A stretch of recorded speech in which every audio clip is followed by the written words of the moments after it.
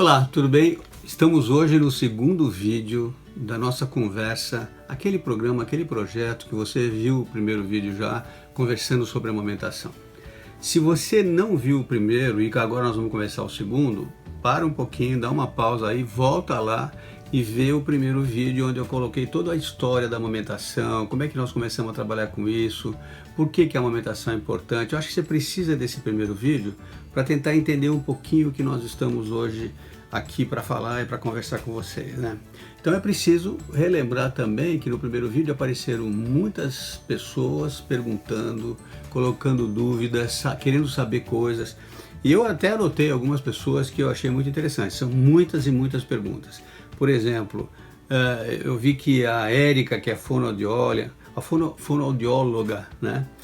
Que eu respeito muito, depois que as fonoaudiólogas entraram nos nossos programas e começaram a se interessar por amamentação, elas passaram a ter um papel fundamental. E ela falava, a Érica, que torce para a gente chegar nos 10 milhões de mulheres atingidas com o projeto de amamentação, que é o nosso sonho, é o nosso slogan para esses cursos, para essas coisas que nós estamos escrevendo, né? Então, Érica, muito obrigado por você ter assistido o primeiro vídeo e por torcer pela gente, porque você deve estar junto conosco nessa situação, né? Depois eu recebi também uma mensagem da Edjana, que é enfermeira, e ela abordou várias coisas, mas a mais importante delas, que é tema que a gente vai desenvolver e falar bastante ainda nesse projeto, que é sobre a pega do bebê, né? Como é que as mães fazem para o bebê pegar adequadamente o seio e não machucar o seio da mãe e conseguir sugar. A gente fala numa coisa chamada boca de peixe, a maneira como o bebê vai no seio da mãe, pega a areola, deixa o mamilo dentro da boca e ele fica estimulando com a língua para que o leite seja ejetado através da secreção dos hormônios, principalmente da ocitocina. E a Edjane falou muito sobre isso, perguntou sobre isso, disse das dificuldades que ela encontrou e, evidentemente, esse começo, muitas vezes, precisa ser repetido várias vezes, porque senão a mãe acaba machucando e, às vezes, isso era uma coisa que fazia as mães abandonarem a amamentação. A mesma coisa a Mariana, apoiando essa colocação da Regiane, falou também sobre a pega correta. E ela disse uma coisa que eu sempre repito nas minhas aulas, nos meus cursos. Amamentar é uma coisa natural, né? Todos os mamíferos amamentam. Os seres humanos deviam ter facilidade para fazer isso, mas não é tão simples assim. Eu acho que o cérebro humano, as dificuldades emocionais, a falta de contato, a tradição da amamentação nem sempre ela é utilizada, e a pega e o jeito de dar de mamar para evitar rachadura, fissura no peito, etc. é muito importante, né? E, na verdade, nós estamos falando de coisas que são muito mais complexas do que parece nessa primeira colocação minha, exatamente para estimular as pessoas a mandarem questões para a gente, colocando as dúvidas e eu ir respondendo à medida que eu posso. São milhares de perguntas, são milhares de ideias, dúvidas de todos os lados, né?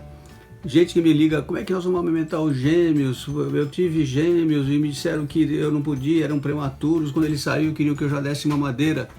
Uma mãe que me fez isso, né? E ela me diz assim, mas eu insisti e consegui realmente manter a amamentação das duas crianças gemelares, os dois gêmeos, só exclusivamente no peito, e eles hoje estão maravilhosos, né? Nós vamos falar bastante ainda sobre a amamentação de gêmeos. E a outra coisa também que as pessoas sempre têm dúvidas, e isso é uma constante, às vezes as pessoas me ligam, me escrevem dizendo que foram ao pediatra ou foram ao profissional de saúde, que falou que chega de amamentar, você já amamentou 6 meses exclusivo, está na hora de parar. E a Organização Mundial da Saúde fala que a amamentação deve ir sempre que possível, até pelo menos 2 anos, junto com os outros alimentos. É a época dos primeiros 1000 dias, é a época em que a criança precisa de proteção, precisa de carinho, atenção, vínculo, afeto, e o leite, que ajuda na imunização, protege contra as infecções. Essa é uma das causas pelas quais a gente trabalha tanto com o aleitamento materno, trabalha tanto com a questão da necessidade de entender esse processo de relação mãe-filho, que a gente também acha que precisamos acertar um pouco a licença maternidade. O ideal é que ela fosse um pouco mais prolongada. A gente fala para amamentar 6 meses exclusivo e até 2 anos se possível, e com 4 meses a maior parte das mães tem que voltar ao trabalho. E aí é uma dificuldade grande, não pode levar a criança consigo, nem sempre tem creches adequadas, e isso tudo é é uma coisa que sempre acaba atrapalhando. E outro problema é a volta ao trabalho, né? Tem várias saídas para você pensar como resolver o problema e voltar ao trabalho. Um deles é, evidentemente, a primeira coisa que eu sugiro é tentar levar a criança junto para o trabalho. Se a mãe é uma profissional liberal, tem lá um cantinho, leva uma pessoa para ajudar, deixa o bebê perto dela, quando ela menina quer mamar, ela mama. Se ela é uma empregada e se na firma que ela tem lá um lugar para retirar leite, tem um lugar, uma crechezinha perto do local de trabalho, porque a lei é clara, toda firma que tem mais de 30 mulheres tem que ter uma creche no local de trabalho. Infelizmente, o que aconteceu no Brasil é que muitos sindicatos negociaram com as empresas e, em vez de ter uma creche local de trabalho, eles pagam a creche para a mãe, o que não é a mesma coisa, porque a criança fica distante da mãe. O ideal é ela ter um lugarzinho lá para ficar com ela, né? E claro, também vamos abordar nessas conversas nossas a questão da família, do resto das pessoas, não só a mãe, mas o papel do pai, como é que ele deve atuar, como é que ele deve ser protetor da criança, como é que ele deve ajudar a mãe nas atividades domésticas, no apoio à amamentação e a ajuda. Pai que ajuda a mãe, que torce pela amamentação, ajuda muito no sucesso da amamentação. Essas coisas todas, nesse projeto nosso de Conversando sobre Amamentação, nós estamos abordando. E também estamos esperando as perguntas que as pessoas querem nos mandar e precisam saber para a gente responder. São muitas ideias, muitos conceitos teóricos, muitas coisas importantes que a gente escreve, fala, né? Aquele livro que está aí no programa, que é a quinta edição do Como e Por que Amamentar, é exatamente nesse livro aqui que a gente vai se basear para continuar conversando com vocês e colocando as ideias que vocês vão poder ter a respeito da amamentação. E mais uma coisa ainda, não é só você ouvir coisas teóricas, da gente aqui ficar falando, é discutir coisas práticas, né? Na verdade, há quase 50 anos, eu faço 50 anos de pediatria no final do ano, eu trabalho com mães, com famílias, e desde o ano de 1972, quando eu voltei da França, onde eu trabalhei, onde eu fiz os cursos de pediatria social e comunitária e de relações familiares, e foi lá que eu comecei a trabalhar com aleitamento materno, desde esse ano de 1972 que a gente trabalha com aleitamento materno, e escreve sobre aleitamento materno, e faz reuniões, e conversa com as mães, e bota post, e bota vídeos, e faz projetos como esse daqui. Por isso, se você nos assistiu agora e está vendo esse segundo vídeo, e se você não viu o primeiro, para um pouquinho, volta lá, vê o vídeo inteiro primeiro, são 30 e poucos minutos, para você ver qual é a história, como é que nós chegamos aqui a trabalhar em amamentação. Depois você volta para cá, para ver as coisas que a gente tem a dizer.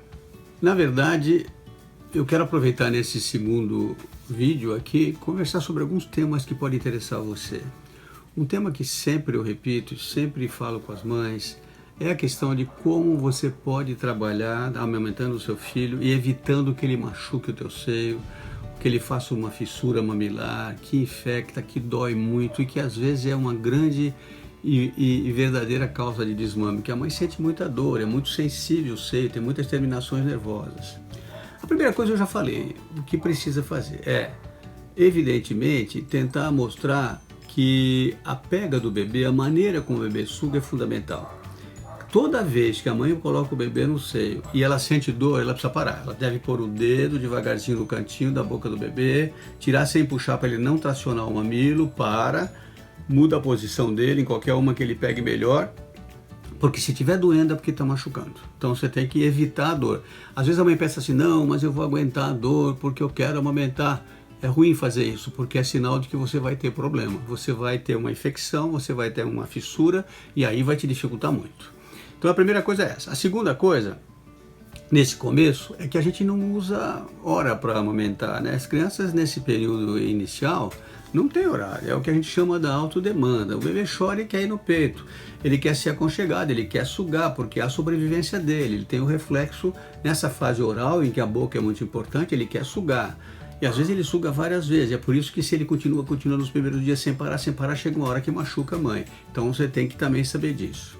Não adianta passar nada no seio, não deve ser usado bico de silicone, protetores, coisas que umedecem o mamilo. Não, o que você deve fazer simplesmente é lavar com água, no máximo um sabonetezinho na mão sem esfregar demais, mas o melhor mesmo é a água. E um grande segredo, a coisa mais importante para prevenir infecção E para proteger contra machucado, é você, antes de amamentar, massagear um pouco o seio de levezinho com as duas mãos, sair aquele pouquinho de leite no começo, que é o colostro, que é um leite riquíssimo em substâncias protetoras contra a infecção, e aí você pega esse colostro e faz uma massagenzinha suave no mamilo e na areola, porque isso é fundamental, que ele é bactericida, ele impede que as bactérias se desenvolvam no mamilo e também está protegendo a boquinha do bebê. Porque esse colostro é riquíssimo em glóbulos brancos, em substâncias protetoras, em imunoglobulinas, anticorpos, principalmente a tal da IgA, imunoglobulina tipo A, que protege contra a infecção e que ajuda muito as crianças a se protegerem. Aí você então faz essa massagem, deixa o leite sair, pega o mamilo, passa o colostro, passa com a mão, lubrifica, em vez de passar aquelas pomadas que as pessoas às vezes recomendam, à base de lanolina, etc e tal, melhor nada, é melhor fazer o próprio colostro e lubrificar com o próprio colostro. Esse é o remédio mais preventivo que existe. Bom, aí você vai amamentar. E aí, no começo, sempre vai um pouco de trabalho. Então, procure sempre que possível deixar de mamar de um lado. Quando o bebê mama 10, 15 minutos e cansa um pouquinho, se esse seio está esvaziando, você tenta ir até o final para usar o leite bem daquele seio, chamado leite posterior, que é um leite mais concentrado, que tem bastante gordura e tal, e que dá mais satisfação ao bebê.